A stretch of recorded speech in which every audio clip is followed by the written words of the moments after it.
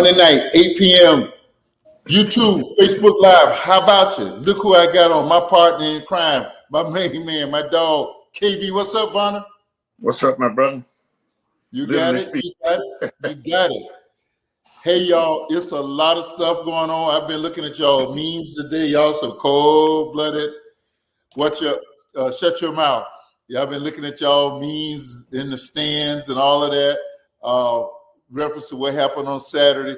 We're going to talk about that next week. Hopefully, KB and I'll be able to sit down and have a week to look at a weeks-long investigation into how the Secret Service messed up, because it's a whole lot of Mama's watch. So there's a lot of ish going on, and we're going to talk about that. There's some theories going out about did that really happen. We're going to talk about all that. We'll have a week down and an opportunity to get more information. How about the day? This judge threw out the stolen documents case against the Orange Man. Unbelievable. But you knew something like that was going to happen because everything she did was heading in that direction. And of course, the Republican convention starts tonight. He has selected J.D. Vance, a younger, mega version of himself. So Democrats got to come strong. They got to win this year, and come strong in 4 more years. But tonight, we're talking about our own state, our own city, our own children. Some junk that's going on that has to come to an end. KP, I'm gonna let you take the show. Go ahead. Well, tonight's show is about something that's kind of close and dear to me. It's young rappers and social media. There are a lot of things going on with rap. Young guys that are the young rappers out there today, and then they get on social media and they want to turn gangster and start shooting at each other, jumping on each other, dissing each other through the music, and that's something that I think it's time we talk about it. You know what? Toy, the producer, came up with this idea, and I know a lot of the guys that's involved in the rap game here in Jacksonville. I know a lot of them that's involved in some of the foolishness that's going on through social media. So we decided that we want to do a show on it, and hopefully some of those guys will maybe even chime in and call in and take part in the show. I don't know. But if there are any questions tonight, please ask questions. We want you to ask as many questions as you want. So this show is near and dear to my heart. Most of y'all know I lost my son. He rapped. Lost my son to street violence. Wasn't caught up in a whole lot of social media foolishness because he wasn't raised that way. He wasn't raised to get on social media and talk about stuff they do and all that kind of stuff. So he was more of a he'll do it and not talk about it. But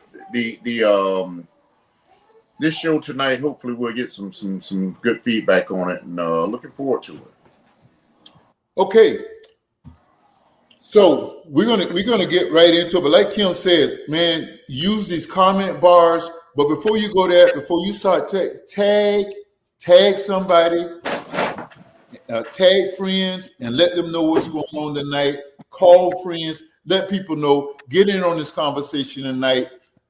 This is a little bit more prevalent in Kim's hometown right now, or my hometown, our hometown, but in Jacksonville, it's a lot more prevalent than down here.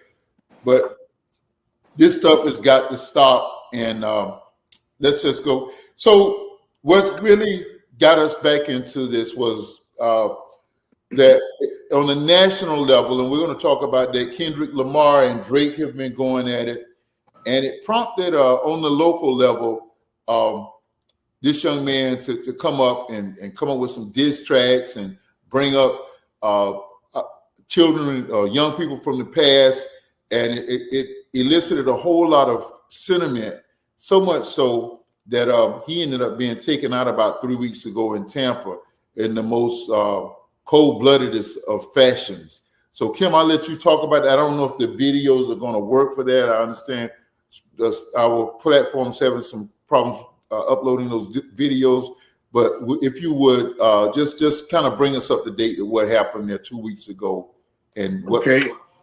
First of all, I want to start out by saying this show isn't to single out any one particular rapper, any one particular dead or alive, any one particular rapper. This show is basically just to get this thing out so we can start talking about it These guys can stop busting caps at each other.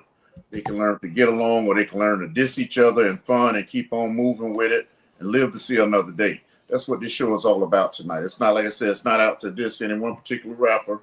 Even though his name's gonna come up, I'm gonna be straight and blunt and honest with you. His name's gonna come up several times, I'm sure, from me and from maybe some of our viewers also. So, but I mean, that's what he was known for, and that rapper is Julio Fulio, local rapper here in Jacksonville, Florida, from Hilltop Apartments is where his turf was, out in Hilltop. You won't hear me refer to these guys as gang members. You won't hear me call them gang members because I don't want to incriminate anybody. But my sole purpose is to get these guys to understand that we got to stop shooting at each other, man. We got to stop killing each other. We got to learn to do things in fun. Let's go back to having fun, man. When I was growing up, rap music was around. There was no social media. And what would happen? You show up to a venue or somewhere, and you'll square up with that person. They'll go at it and all that. After you laugh about it, you dap each other up, and the winner wins, and he gets that crown until you knock him back off again. So nowadays, when did it start? Well, we had to start dissing each other and talking about each other, mom and all that. That was done back in the old days too. But we had to, when you see in public, it's on site, and now you got to fight. Then after a good fade, you got to start shooting at each other and all that. So we got to take it back to how it used to be, and just stop shooting at each other, stop killing each other, start loving on each other again. Make it fun, man. Make the stuff fun. That's what it's intended to be, fun. So, like I say, this isn't intended at one particular rapper, even though you're going to hear me mention his name a lot tonight. And so Fulio, we're this show was mainly because after you were taken out, bro, we decided it was time to do a show about it. And Kurt, I see you, bro. Thanks for tuning in. But that's what the show is all about tonight. And to bring people up to speed on what's going on. 3 rappers here in Jacksonville that were friends at one point got music on YouTube together. Lil Papa, Young and Ace, and Fulio. They did a soundtrack 5-6 years ago, maybe. People came back saying that on the internet, saying that Papa and Ace was riding on the disc on the song, and but Fulio was garbage. Fulio took it personal and attacked Young and Ace and Papa in a song. And that's what kind of started their little beef going a little bit. And you may have heard other things, but that's one of the things that started their beef a little bit. So, and it got all the way to the point till, 5-6 years later, they're shooting at each other. Fulio has been shot at 3 different times. He's been hit 3 different times. Here in Jacksonville, he was hit one time out in Houston. He was shot out in Jacksonville here twice. I got that time frame. Let's see. His little brother was killed first. Bibby was killed in February of 2019. And then Fulio was shot July of 2020 in Houston. Then he was shot again in Riverside area here in Jacksonville in 2021. And then he was shot again in October 2023. He was shot in the foot on 18th Street. And then, of course, 3 weeks ago, his life was actually, taken. They actually took his life 3 weeks ago. This was a guy that made music that he was popular. He was known for dissing dead ops. And even if he had nothing to do with them being killed or anything, he still put out a song dissing his dead ops. He would call kids other rappers' names that are dead that are not part of his team. And he's actually gone to the cemetery and with flyers and posters and laid there on top of the person's grave and just done some things that a lot of people just didn't approve of. That actually earned him the title of Florida's most hated rapper. Orlando, he got confronted in the mall. Some guys wanted to jump on him in the mall in Orlando. He got in a fight with Lil Papa here in the mall back in Regency when it was on, and Papa he got in a fight with Papa out there. And it's just, he like I said, he was known as Florida's most hated rapper. So he had his issues, but that's the music he believed in making. And that's the music that he made. That was his choice. And it got to the point where his mother actually even told him one time, son, you know, I wish you would stop doing that. And he just continued to do it. His mother actually ended up getting shot 8 times because they couldn't get to him. They, of course, got to who was closest to him. And she ended up getting shot 8 times. You know, thank God she survived. You know, and I just want peace, man. I want peace in my city. I want these guys to make it. Julio was worth, I want to say, $11.4 million. Oh, wow. $11 million, and you out the hood, you from the dirt, and you made that, and you making that kind of money, and you still out there doing stuff that you know that's going to bring harm to you or your family. It's time to put it down, man. Live that lifestyle, you know. It's time to be proud of what you're doing, man. And if he would have switched up and went positive, man, don't tell him what that brother could have been. There's no telling where he could have been. He was gifted. He was a nice rapper. I like his music. But of course, you can't just keep talking about people, not in Duval County. You can't keep talking about people and going to their grave sites and you know, degrading them and all that stuff in the cemetery, and then expect to live, you know, and not be getting dealt with. So that's Duval County. So, Madam Producer, if you have some videos that are available that you can show, if you have some of the ones of him, his rap music, that I will appreciate if you would play those first, and then we'll go into some things that happened after he was shot and killed, and some comments that our sheriff TK Waters made here, and some other things happening here. We'll get more into it then.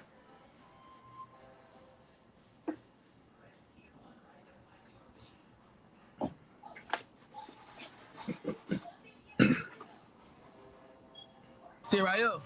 They shot my mama house. They shot this part right up. My mama was in the room. They shot that bitch up. Now this is Young and Ace here. This isn't Julio. This is Young and Ace. This is one of We his doubling back though, for real. Come here though. The ATK gang. Investigators say this organization is connected to a string of murders in Jacksonville. There's many names for ATK. Ace's Top Killers is one. 9 people, you know, potentially responsible for the 15 murders that we know of, and who knows what else. The day we were shooting scenes for When I See You, Who I Smoke. Who I Smoke came out of nowhere, went crazy, kind of made it more mainstream to where people who don't even know y'all, they were tapped into it. Did you make them do that? I don't know. I took it too far when they made a song first. Speaking of, once the dead get involved, it's already too far. Hi, what is up, everybody? For the past few months, the most talked about song on social media is the Who I Smoke video from Young and Ace. It exposed the mainstream to the deadliest rap feud that's been going on for years, and it's happening in Jacksonville, Florida. Rappers from there are on a completely different wave, hiding the clues to revenge killings inside their music videos, taking the beats from classic pop songs, and trying to rap the most demonic shit over it. Young and Ace and his crew remixed the classic.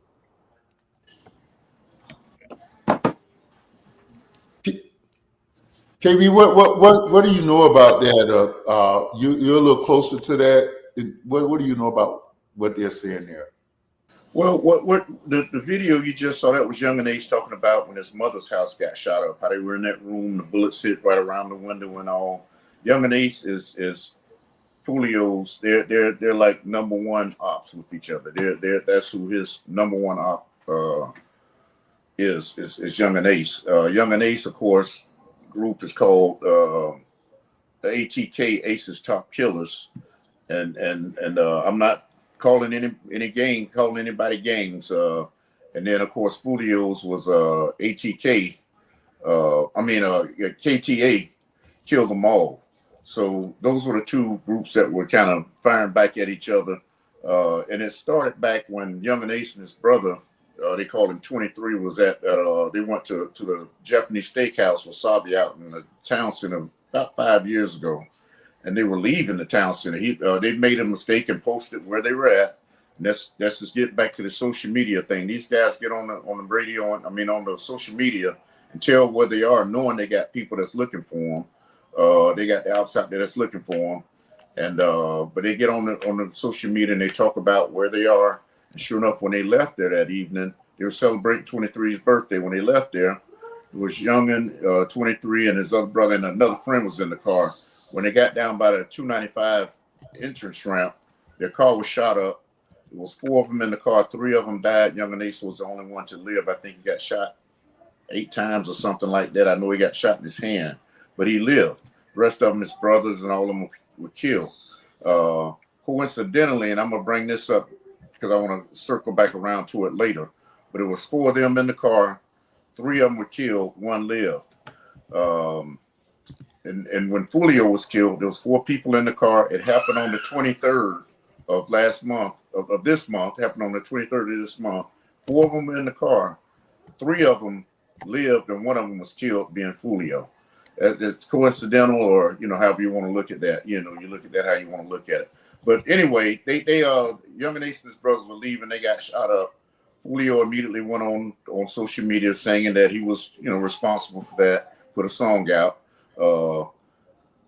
Months later, his little brother, Lil Bibby, was shot and killed in Hilltop Apartments. And of course, the other group took responsibility for it. They got a song that's I mean, a very, very popular song called Who I Smoke on YouTube. And they're singing about, you know, when he was killed. So, I mean, these guys will, even if they are or not responsible for it, they get on social media and they talk about it like they are responsible for it. And all they're doing most of the time is just incriminating themselves, man. You know, it's you know, I don't know when we got to that part where you just want to get on there, you want to get so much notoriety that you get on there and incriminate yourself like that. So, I mean, after Fulio was killed, Youngin came out with a song, and whether it was coincidental or not, if it was coincidental, which sure was the wrong time for it to come out. Right after he was killed, the song came out called "Do It," that he talked about. He got a location on the ops, and he told them to do it. There was supposed to be a $50,000 hit out for Julio if he was, you know, seen out in public. Somebody, you know, $50,000 if they drop him. So, you know, this song is saying "Do It." And there's another song here that came out. I don't remember exactly what that one was called and what the words were, and it'll come to me probably before we're done here.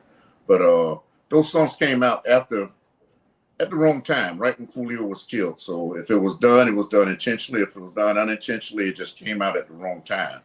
And it's a bad look, you know, when you incriminate yourself like that. So the sheriff's office here has been following these both groups very close for the last few years, ever since the first shooting out by UNF, and ever since Baby was killed. They've been following them for a while.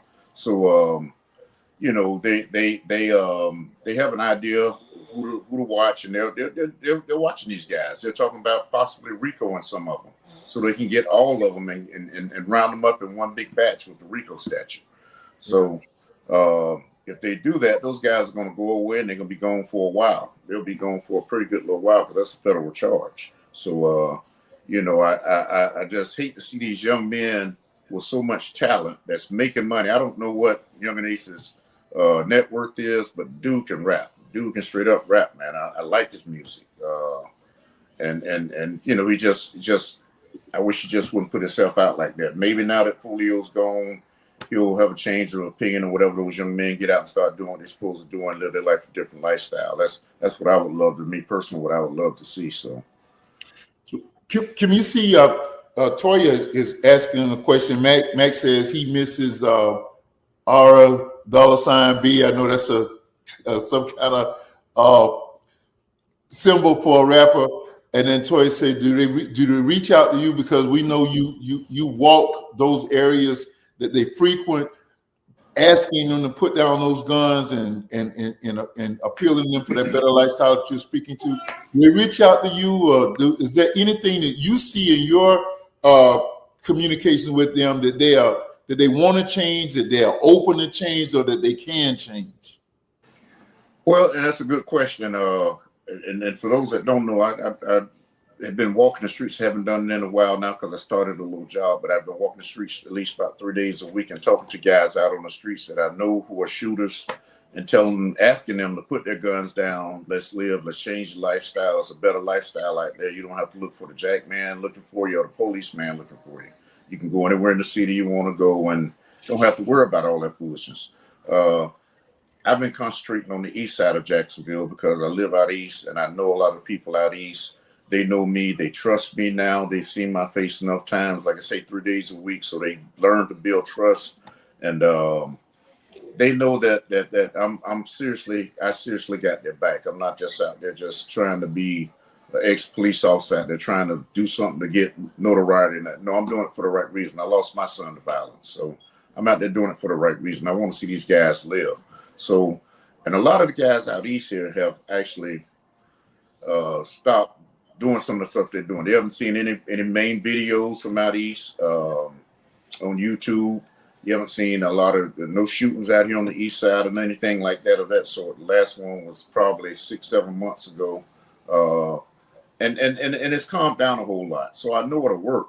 Just you need the right person to get out there, know these guys that they have some trust in, some faith in, to get out there and talk with them. I would love to be able to sit and talk with them and try and get them to understand, man, it's just a better lifestyle out there. You ain't got to be living this lifestyle. I got guys right now that told me, I mean, once they hit 25 years old, they think they've lived their lifestyle.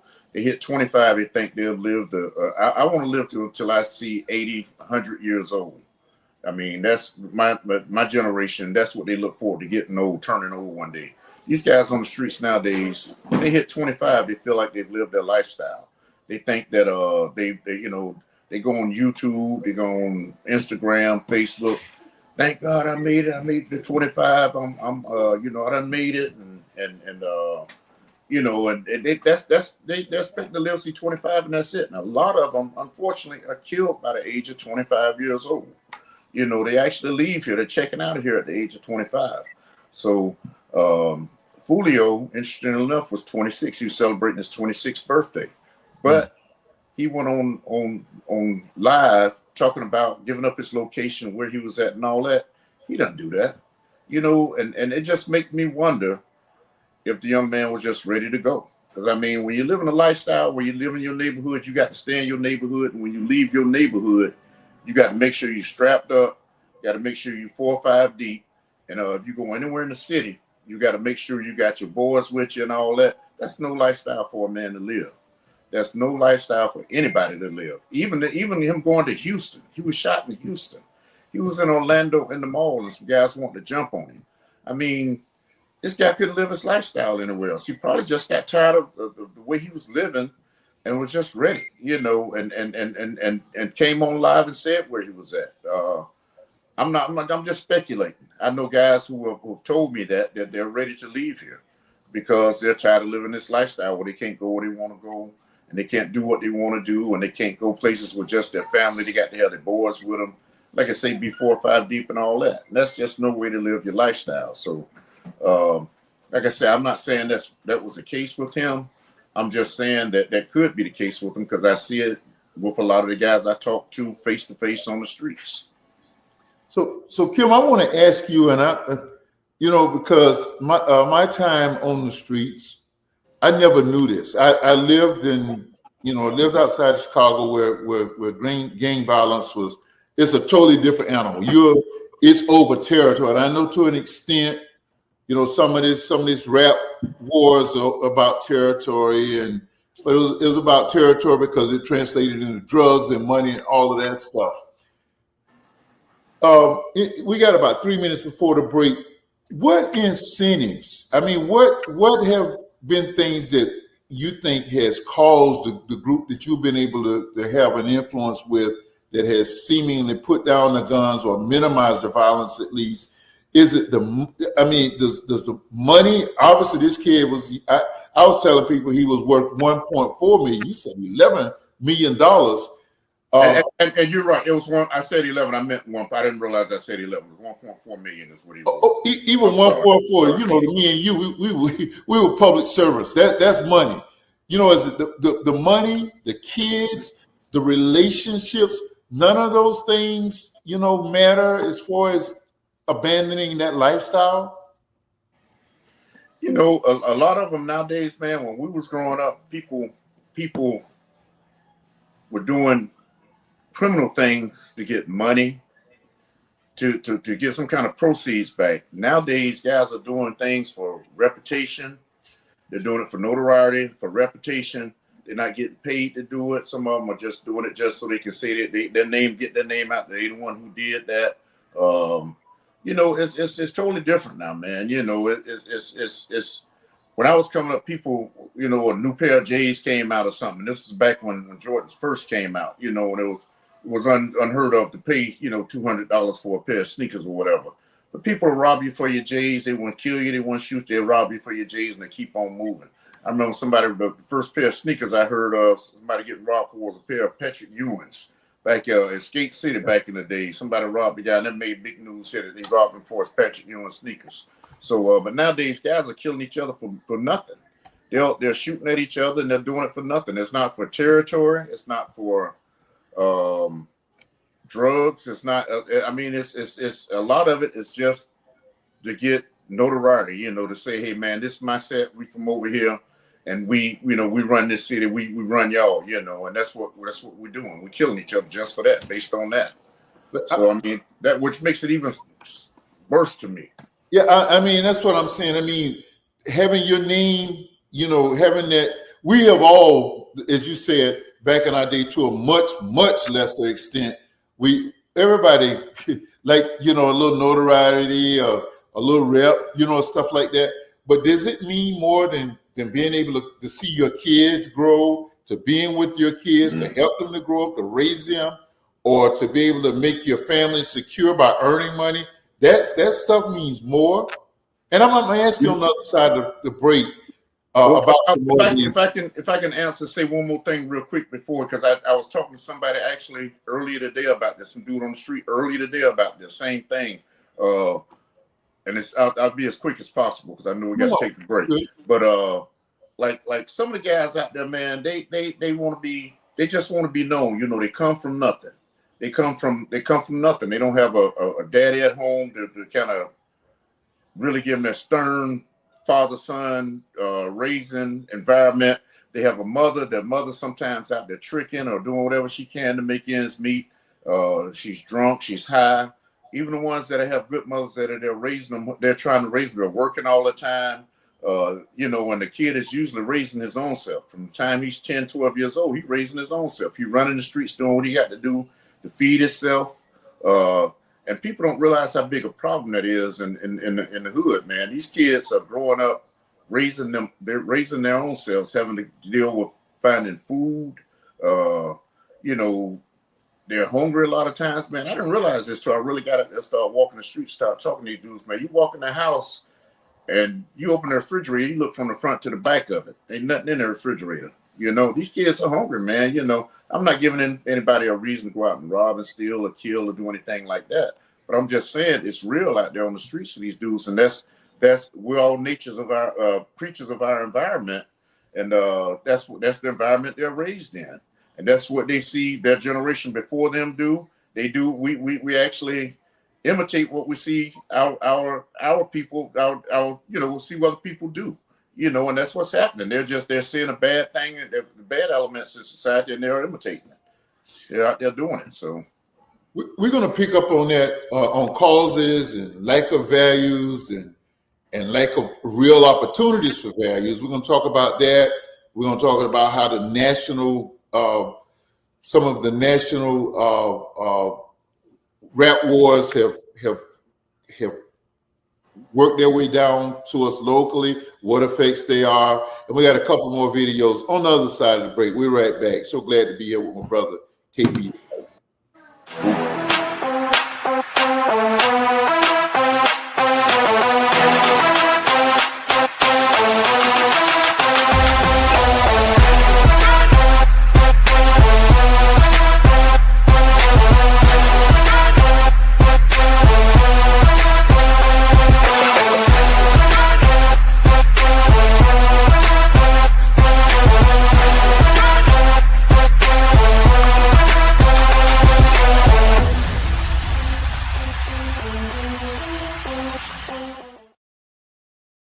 His musical contributions. You got it right there. Financial MorgoGiggyCreations.com. Talented artist. I'm trying to talk over the producer.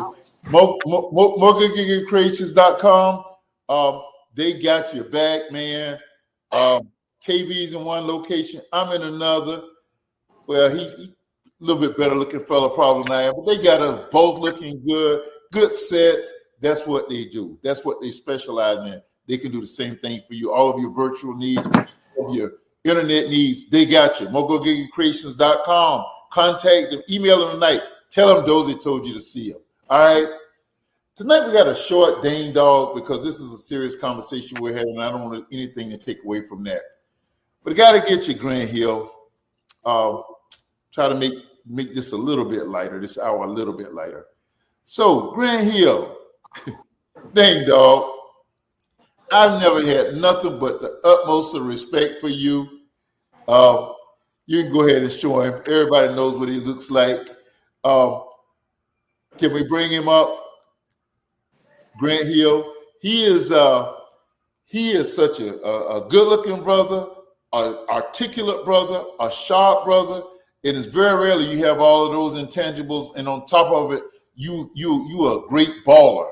The only thing that kind of did damage to his career, he had ankle issues, and it very much hampered his career. He's the son of Calvin Hill, the great number 35 for the Dallas Cowboys from back in the day.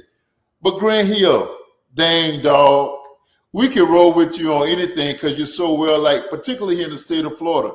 Dane Dog, we're actually hoping that you are going to be the one to take on one of these clowns, the governorship or a Senate race, and become a politician right here. We know they've been reaching out to you. One party's been reaching out to you to dislodge some of these clowns that are representing us because you have such a sound mind. You're such a sensible brother. You're so intelligent. You're so well-spoken.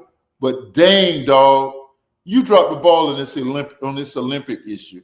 You did a great job with USA basketball. You got great coaches, Steve Kerr, Eric Spoelstra. You put a great team together.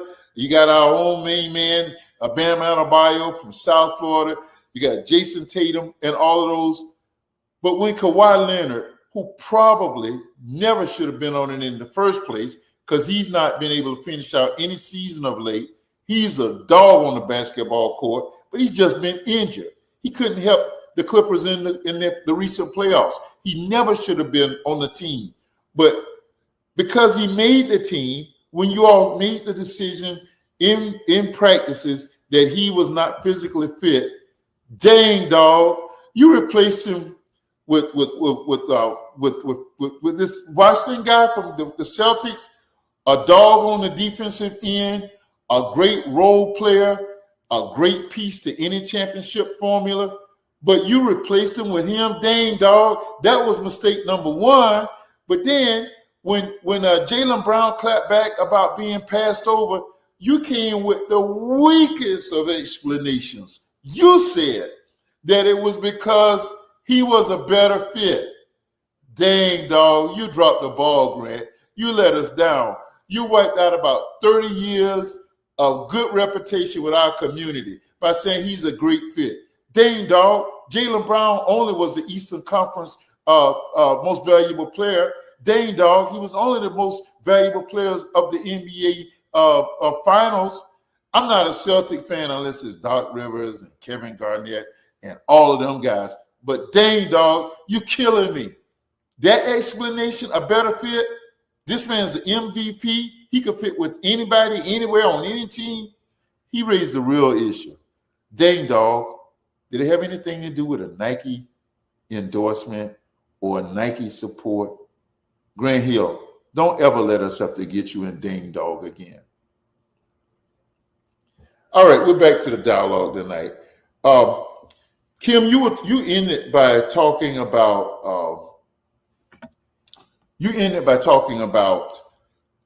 what drives these brothers to make these fatal mistakes. You know, rep, that not having the background. What can we do? How can we clone the Kim Vonners to go to the other sections of Jacksonville and have influence in those areas that can help to freeze that from happening? Do we have that opportunity? Do you have people that you know that will be effective in other areas? Let us. What do you think about that? Well, me personally, I think that anybody can do it. If you know how to, if you're a people person and you see what's going on out here in the streets, you know, you should be able to know how to talk to people and be real with them. That's all. These guys on the streets, real recognize real. These dudes on the street are as real as you can get. You're not gonna be able to step to them and BS them with stuff that you're, you know, man, I'm here to help you, but you really ain't doing nothing to help them. You got to really be sincere and say, hey, man, and that's one reason why I tried to do Jacksonville as a whole. Jacksonville was way too big for me to do as a whole. I had to concentrate on just the east side of town. The east side is I can, because these guys, you got to see them 2 or 3 times a week. They want to see your face to make sure that they know that you're really there for them. Trying to do Jacksonville as a whole, I can see them but once a week. So I made it my point to try and help a certain group of folks and let them see me 2 or 3 times a week, and so they can start building confidence in me, and then start trusting in me, and then see that, hey man, this dude for real, he really out here trying to help us. He has some resources that he can turn us on to get us jobs, and he's proven that with 3 guys that were out hanging on the corners with the guys. He's proven that with them. Those guys are now working, and they go back and they can tell those other guys, hey man, you know, no, Pop's for real. You know, we don't have to live this lifestyle, man. We can change, and it's a better lifestyle to live because you don't got to worry about, you know, looking over your shoulder all the doggone time. You mentioned earlier about these guys have kids and they, you know, don't really think about their kids. They rather go out there and do something stupid than think about, you know, raising their own children. Well, that's one of the things that I've been trying to instill in them the last 2 years is, hey man, you know, stop making your baby mama drag your kid to the penitentiary to see you on visitation day or to talk to you through a big old sheet of glass. You know, be here to raise your own kid, you know. Take responsibility. I don't care if you and the mama together or not, but be here for that child. And a lot of them are starting to do that now, man. And they're starting to, you know, when they realize that even if they haven't given up the streets completely, they're starting to stay closer to their children. And I love seeing it. I love seeing it, man. We had one of our guys get shot after he had just picked his kid up from a nursery. And here he is out doing the right thing. But because his past haunted him, it came back on him. Somebody spotted him and, you know, and they you know, something from his past. So that's one of the things about it. Once you start living that lifestyle, you got to, let's see, Mike says interaction in high schools might help, but then it might be too late. I'm going to address that, Mike. That's a good point. Thanks for the comment. But you know, here you are, you have somebody that's trying to change their lifestyle and do the right thing, but because of their past, the past is coming back to haunt them.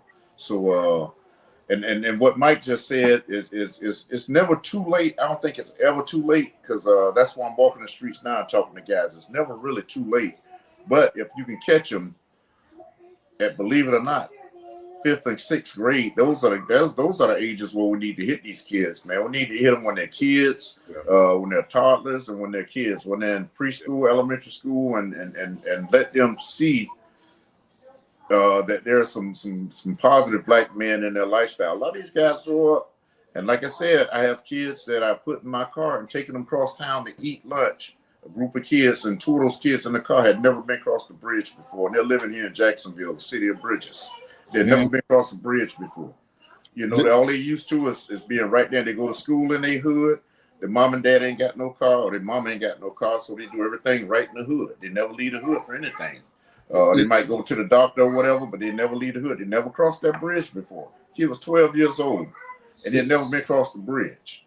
You know, so we sit back and we live our lifestyles, and we think that everybody has that same opportunity, but that's not the case. That's not reality, and you can't blame the kids for it. You can't fault the kids for it. You got to, you know, the parents might be sorry, but you know, you can't blame the kids for it. You know, and that's the whole thing about it. So that old saying, "Each one teach one." I like to say, you know, that if you just invest in a child, man, you know, you never know what you're gonna get out of it. You don't know what the return's gonna be. That kid might grow up and be something great, man. I had 2 kids from Pal that my 2 godsons, you know, Pookie and JJ. They kids make me proud every day. Pookie is a high school coach, played a ring league ball. He's a high school coach up in North Carolina, and doing very well. His brother JJ is doing good, and that's what matters. You know, you gotta start when these kids are young. I see you, James Smith. You know, you gotta start when these kids are young. and you can't wait till they get older. You got to start working with them at their young, tender age and start taking them under your belt and showing them then. You and I, Dozie, had a perfect role model. We had two perfect role models. Our parents were both great role models. My daddy, man, was my hero. A lot of black male here in Jacksonville. He was their hero. So he ran the boys home, and you know, just I couldn't ask for a better father. So I know that it works if you have proper guidance and leadership. Yeah, so let me tag on to that and think. Hey, Phyllis, since we're so glad to see you on tonight, we know your schedule, and we got Braun tonight. We know he's taking on additional responsibilities. We support him, so we're glad to have the family back together tonight. I want to tag on to what Max said. You know, I retired from the school system, and I've been coaching high school football for this will be 18 years between two schools. And I retired as an elementary school teacher. You can't say enough. Can you hear it? You high school, we've just about we've not lost them, but there's some made up minds. You got to catch them while they're young. You got to catch them in the elementary school. And what you said about going across the bridge, man, I thought it was something that we had kids who have never been to the Dade County line. They don't know what Miami looks like. And Miami's got so many opportunities, and I know it's got its, it's ghetto and this and all that, but there's a lot of stuff, great stuff going on in Miami. Palm Beach, one of the most affluent communities in all of America. Many of my kids never understood what it was. Boca Raton, they wouldn't know how, they would think they were in Dubai somewhere to see that. And so we have to expose kids to assist them with better choices. I used to, Kim, you supported me, you assisted me financially. I used to take kids on college spring break tours. Madam Producer is an example. She may have been beyond her elementary years at that point, but we had no HBCUs up in the area. We used to go down to Tennessee State 2 or 3 years and expose our kids to that. I did that with these kids, these elementary school. People say, why are you doing that with elementary school? It won't work. Absolutely wrong. Absolutely wrong. Give them a better way and to give them an opportunity to make better choices. I want to ask you this, Kim, before we go into some of these videos. We knew that Tupac and Biggie had rap wars. They were probably the original, real serious rap wars. And when all was said and done, I don't know how genuine this is, but Suge Knight says that was all about marketing. Diddy's camp would say that's all about marketing. I know there were hard feelings involved, but originally it was all about marketing. We've seen it recently with Kendrick Lamar and Drake. How much do you think that weighs into these decisions that these brothers are making on the local level? Well, I can't help but go back to when I was growing up listening to rap music. Like I say, rap been around for a long time. Rappers been dissing each other for a long time. But it was all about fun. They were dissing each other, and they were trying to see who would win the crown for that week, that month, or whatever. And then they might come back at them a second time or whatever. But they dapped each other up, and they walked off, and it was over with. Wasn't no busting at each other the next day and all that kind of stuff. That's what's got to stop. And I get the marketing part of it now because of social media. The marketing is where it gets out of hand. You get on social media, you start saying one thing, then you might take it too far, and you keep going because you're getting a lot of hits. You're getting paid because you're getting those hits, those likes and all, and you keep going and going and going and going. But somewhere somebody got to realize, man, this started because of fun, and we really don't, even if we don't care for each other, we ain't got to be shooting at each other. I know Jay-Z had a song one time, and I don't remember what song it was. Him and Ice Cube, my favorite rapper, man. Dude, keep it real. He's talking about how they leaving the Grammys and how rappers are leaving the Grammys, busting out of the limo window at each other. How stupid is that? You leaving the Grammys and you busting at each other in a limo, or you busting at another rapper, shooting at them. That's just stupid. That shows you got money. Why are you going at it like that? Why are you taking it that serious and everything? Learn to enjoy life. That's what it's all about. Why do we got to be so hard? Ghetto boys say, gangsters recognize gangsters. You ain't gonna try because that dude hard. He gonna do what he do.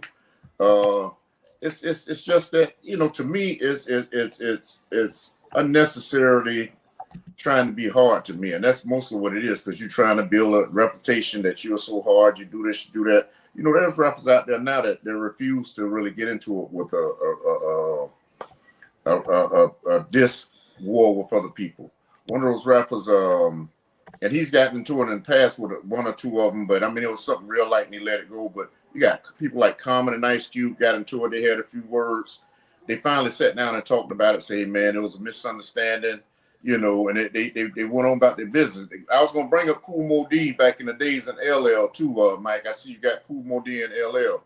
Perfect example. Those guys went at it back in the day, but after it was over with, and they really went at it. They really went at it, but those dudes cool as ice now with each other.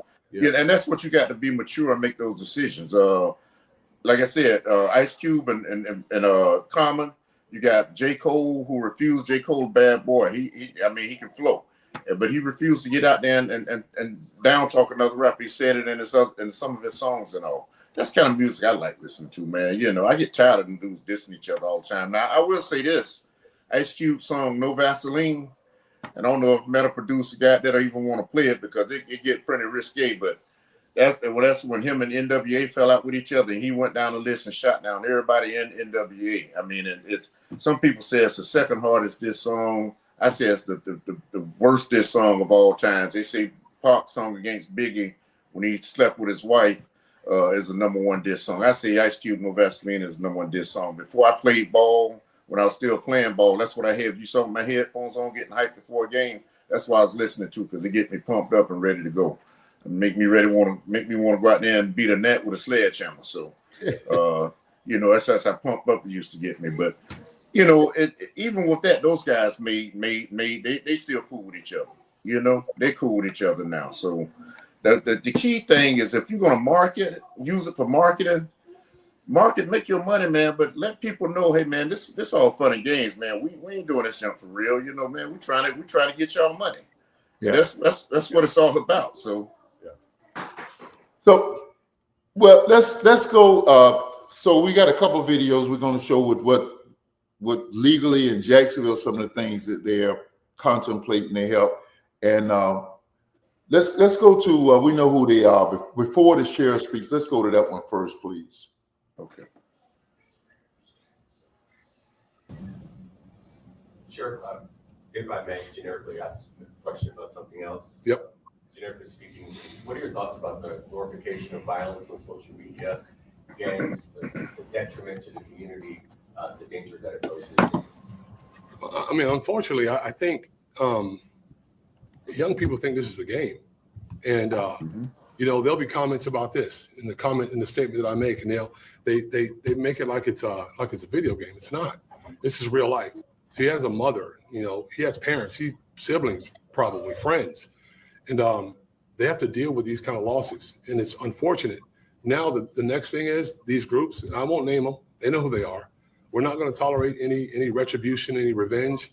We're going to watch. We're going to be around, paying attention to what's going on. But it's unfortunate. It should never happen to our kids. And I've never seen so much devaluing of human life. You know, it's like it's fun, and they talk about it in rap videos and songs, and it's just doesn't make any sense. What's your message to anyone who might be a younger person who might be considering this kind of love on the streets? Well, this is not a game. Is my message. This is not something that we're going to tolerate around town. I think the media, I think the citizens of Jacksonville, I think everyone feels the same way. This is not something that's okay. This is not something we're going to tolerate, and we're going to pay very close attention. So don't get involved. Stay away from the nonsense. I've heard some people concerned about safety here in Jacksonville and retribution. Is that a viable concern? What is it for police? So I can tell you that I've made several phone calls and discussions with the undersheriff and staff members about paying very close attention to certain groups that I know are clashing with one another. They know who they are. And we are going to pay very close attention to make sure that, you know, we're not going to allow you to just arbitrarily run around and spray bullets into people's houses and cars. And it's just something that we're going to pay very close attention to. And I want the public to be vigilant. Pay attention when you see these things going on. Look, the social media world is called meta for a reason. It's make-believe. It's not real life. Real life is what happened to Fulio yesterday. And that happens, and it should not happen. So we're going to be paying very, very close attention. Man, I agree with everything Sheriff Waters said, man. I know TK personally. He's a good friend of mine, and I agree with what he said. You can't let these guys overrun your city. And that's what's been happening, man, because every time they get out there and shoot up, I know when some of, I won't call their names, but some of the retaliation shootings that's happened because of those two people beefing at each other.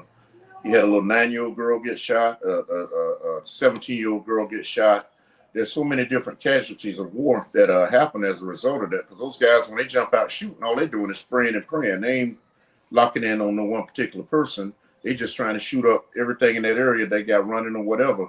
They shooting at him. They don't care who's behind. They don't care about backdrops or none of that stuff.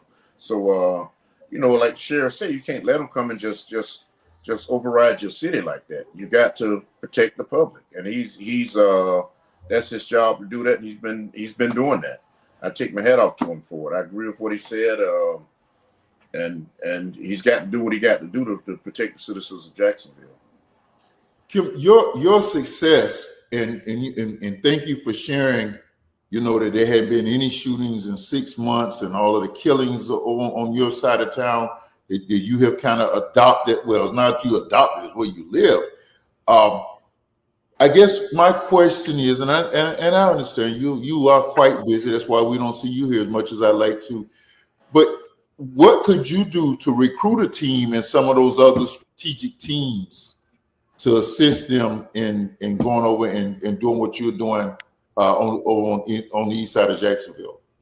A team is really much needed. I used to work with this organization called Cure Violence, and those were guys who were, at one point, a lot of them are convicted felons who would Cure Violence as an organization based out of Chicago, where they hire convicted felons. And the neighborhood that we used to overrun them, now we go back and we try and build them back up again.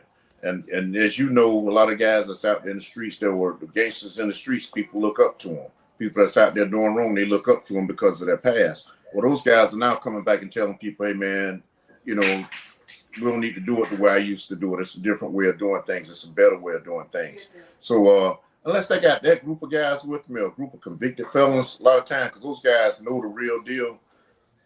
I guess what I'm getting at is I'm real careful about who I walk the streets with, because some people come out there and they're looking for, the notoriety from it, so they can say, hey, I walk the streets, and they go back, talk to the media and do all that kind of junk. I'm not out there for the media. I'm out there trying to save lives. And if that person don't indicate to me that they're really out there for the right reason, then I don't want them walking with me. Some people come out there and they're they want to do the right thing. Their heart is in the right place, but they're nervous and they're scared. And when they're talking to these guys on the streets, they pick up on that. Like I say, real recognize real. Those guys pick up on that. And they sense some fear in that person. They think, when they're out there dealing with guys on the streets, man, they want to see somebody who they know going to really be there for them and ain't scared to stand up for them, ain't scared to do this for them or whatever. That's why I say a lot of times convicted felons are right for this position of going out there talking to those guys and all, because they've been there. They know what it's like to be on that street corner. It's a challenge for me, man. I enjoy doing it. You've heard some of my stories before about the guys who, I went up there and said, man, why y'all stand up there with these guns on your side? And they really had guns on them. And they ended up giving me those guns because they trusted me. And I actually turned those guns into a property room. At the time, I had a standing deal with the then Sheriff Mike Williams that if I took guns off the streets, he would let me turn them in to the beat officer, and that also take them with no questions asked. And just to get those guns off the streets. Wow. And, and that kind of stuff, man, when you got guys on the street that's giving up their guns to you, that's they believe in you. They trust you. I said, man, let me find you a job. One of the guys, I did find him a job. The other guy, his record is so jacked up, it's hard trying to place him at the same place. So, with a good job. So, but that's the goal. And I ain't gave up on him. I'm still looking. I ain't gave up on him. He know I ain't gave up on him because I maintain contact with him.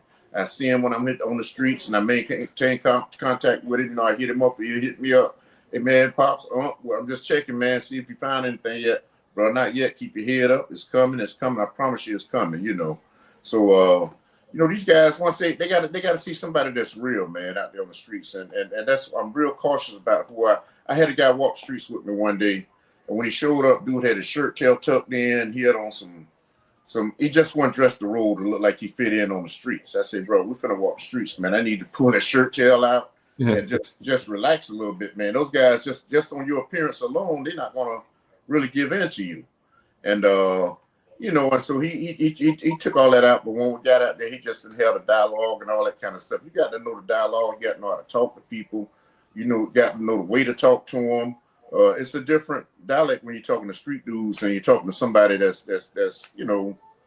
educated. I'm not saying that street dudes ain't educated. A lot of them are educated, but I'm just, you know what I'm saying. You got to know how to talk to these guys, man. You got to be able to relate to them, and they got to be able to relate back to you. And that's the type of person who I want to walk the streets with. I enjoy doing it by myself because they know me, they trust me, they know I ain't finna bring nobody to them that shouldn't be there.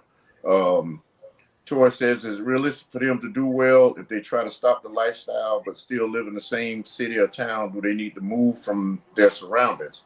And that's a great question, Tori. Great question, Madam Producer.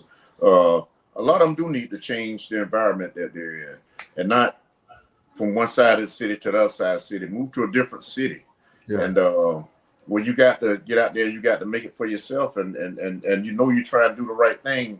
Sometimes you got to leave that bad influence of people behind because they're going to draw you right back into it. They're not ready to change their lifestyle yet, so they're going to draw you right back into it. Great question, Troy. A lot of times you do have to leave your city to go other places and start your lifestyle over. And you may be able to return later once you get it seriously in your mind. I've had guys say, man, I got to get out of town because if I stay here, I'm going to keep doing what I'm doing. They're my boys. You understand? I grew up with them dudes. We and the loyalty amongst these guys is so real. Some of those guys that were friends with Dozie growing up, my son who was killed, those guys make sure that they Christmas time, his kids got toys coming from them. They make sure that they see them some days on the first day of school and all that. They they make sure that they watch out for them. And the loyalty, that's just loyalty, man. Dez's been gone 8 years now, and those guys are still looking out for his kids. So the loyalty is there. There's so much loyalty amongst them that it's unreal. So in order to stop doing what they were doing there with those guys, sometimes they have to leave the city. Troy also asked in the chat room about the crime in the city after Fulio was killed. Well, the influx of crime was going to turn up in Jacksonville? Like everybody said, man, it's going to get crazy in Jacksonville now. They're killed Fulio. I said from the day of this killing, no, that wasn't going to happen. Several people have said that. Like I said, it was 3 attempts on his life already where he was actually shot. This is something that a lot of people have been waiting to happen. This is very unfortunate. I don't mean to say this about a young man because this is somebody's son. And I get it because I lost my son. I get what you're talking about. I get what I'm saying, but this is somebody's son who was out there desecrating other people's graves and doing all kind of just evil stuff. He talked about how his grandmother used to do voodoo and all that kind of stuff, but he did some evil things. And a lot of people were glad to see him leave here. And because of that, we haven't had a influence of violence in the city since he was killed. So, like I said, a lot of people was unfortunately for me to have to say this, but a lot of people was happy to see him leave here. So the city didn't turn up. And I don't think it's been 3 weeks now. I don't think it's planning on turning up. Everybody knows who is the number one, how should I say it, person suspected of putting a hit on him. Everybody know that. And I just hope that dude, man, just stay where he is and stay safe, so we won't have any more killings. Well, we got to get you out, man. I know you have other involved engagements tonight. We got to get you out. And this has just been awesome. We're going to let you close the show with a segment that you began, and it's called As I See It. But prior to that, I want to introduce a novel concept to you. It may sound corny. It's somewhat of a hypothetical, but I just want to throw that to you and see what you think about it on your way to As I See It. And that is, you have a sports team there, and on that team everybody on that team is not a choir boy. I'm just thinking of some notable people with means. There are other people that have made it. And I hate to think of it, but because this is proliferated our black community, we probably got to look for, like you said, people they can identify with. We need to find some black celebrities who have come up the rough side of the mountain and get them to adopt a hood and recruit a team. And whether or not they can be people that can go out often with the team going out, they certainly, their influence would make a difference, I think, because they could help with job creation and pieces on the economic side of it. Just want to throw that out to you. Hey man, thanks for joining in tonight. Look to see you next week. We're going to pick up on this event that happened on last Saturday. Go ahead and finish this out, Vaughn. Well, you know, I got some comments about that already. You already been talking about what happened last Saturday. I'm gonna hold my comments for that show.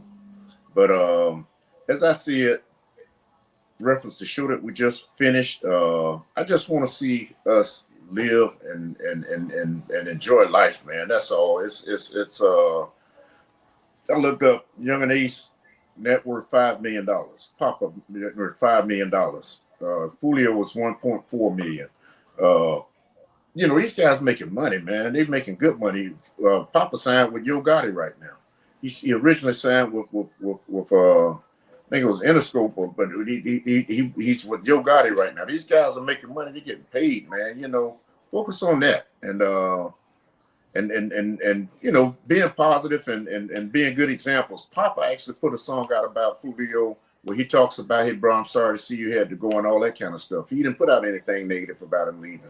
And even though they had beef and all that in the past. So that's the kind of mature stuff I like to see these guys do, man. Especially, you know, if you're going to go at each other, but realize that it's just music. Social media is really up the ante on that kind of stuff because they get on social media now. Not only just people here in Jacksonville see it, but people all around the West Coast can see it. And you know, it's, man, these dudes really going at it. They doing this, they doing that. So you know, it's the way I see it. If you're gonna beef with somebody, man, beef. But at the end of the day, let's sit down at the table together and count your money together. You know, everybody can eat, and I just want to see them all eat. That's all I'm saying. Dialogue with Dozie. You heard it from the man himself, KV. Next week, we're going to be talking about what happened on Saturday. We're going to talk about Secret Service failures, and we're going to look at some of the conspiracy theories. Thanks for joining us tonight, James, Mac.